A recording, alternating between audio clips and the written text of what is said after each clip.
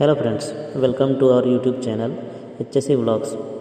Today we are going to discuss about how to calculate shape man hours. तो सबसे पहले हम जानेंगे कि शेप मैन आवर्स क्या होता है। तो shape man hours is a time period.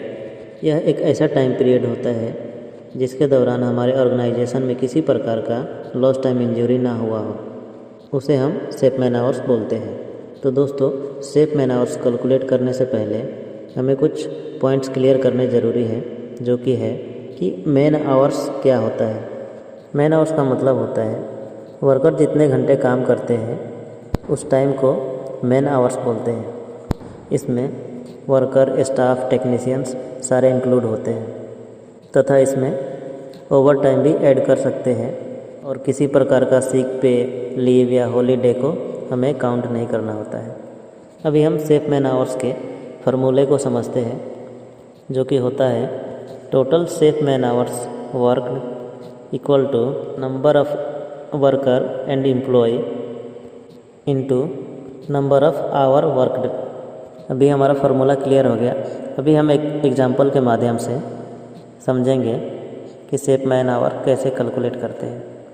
मान लेते हैं कि हम जिस ऑर्गेनाइजेशन में काम कर रहे हैं उसका मैन पावर 230 है, इंक्लूडिंग स्टाफ एंड टेक्नीशियंस।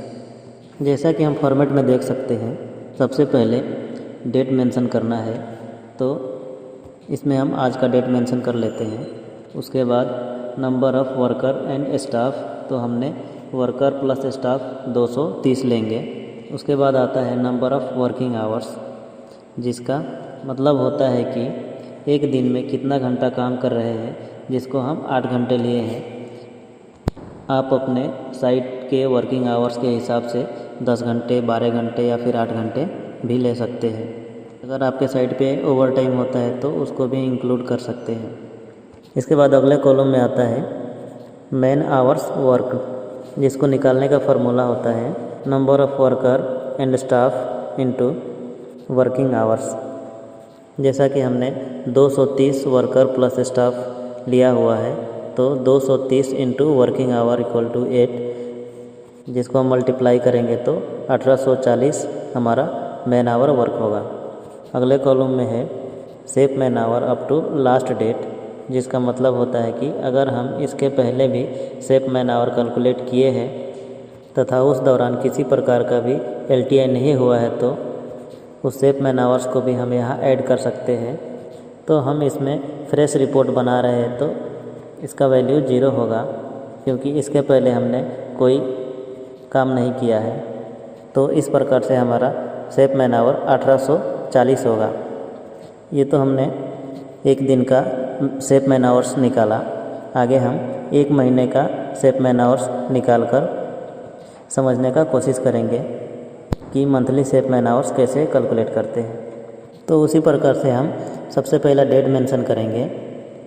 उसके बाद से number of worker and staff हम 230 लिए हैं तथा हम पूरे महीने का शेप मैन आवर्स निकालने जा रहे हैं, तो हम पूरे महीने में जितना दिन काम किए हैं उसे हम मल्टीप्लाई करेंगे। तो यहाँ हम 31 से मल्टीप्लाई करेंगे, जिसका वैल्यू 7130 आता है। तो ये हमारा मैन पावर का वैल्यू हो गया। वैसे ही हम 8 घंटे का वर्किंग आवर्स लेंगे। उसके बाद मैन आवर वर्क निकालेंगे। तो मैन आवर वर्क निकालने के लिए 7130 इंटू 8 इक्वल टू 57040 वैल्यू आएगा। इसके बाद हम अगले कॉलम में देखेंगे, जिसमें है shape man hours up to last date. तो इसके पहले जो हमने कैलकुलेशन किया था उसमें पहले का कोई भी शेप मैन आवर्स नहीं लिया था। इसमें हम शेप मैन आवर्स का एक वैल्यू लेंगे, जो कि है 1080। और अगले कॉलम में देखेंगे तो shape man hours till date हमें निकालना है, तो उसके लिए हम करंट वैल्यू तथा लास्ट वैल्यू को ऐड करेंगे तो हमारा टोटल शेप मैन आवर्स निकलेगा। तो चलिए उसे भी हम निकाल कर देख लेते हैं। तो हमारा करंट शेप मैन आवर्स है 57040 तथा पहले से हम एग्जांपल के तौर पर 1080 शेप मैन आवर्स लिए हुए हैं। तो दोनों को जोड़ेंगे तो इसका वैल्यू 58120 आएगा। तो इस प्रकार से हम सेफ मैन आवर्स कैलकुलेट कर सकते हैं। सेफ मैन आवर्स का एक इम्पोर्टेंट पॉइंट है जो कि बहुत लोग पूछते हैं कि अगर हमारे साइट पर कोई LTI हो जाता है, लॉस्ट टाइम इंजरी होता है, तो क्या हमारा सेफ मैन आवर 0 हो जाएगा या फिर वहीं से हम कैलकुलेट करेंगे।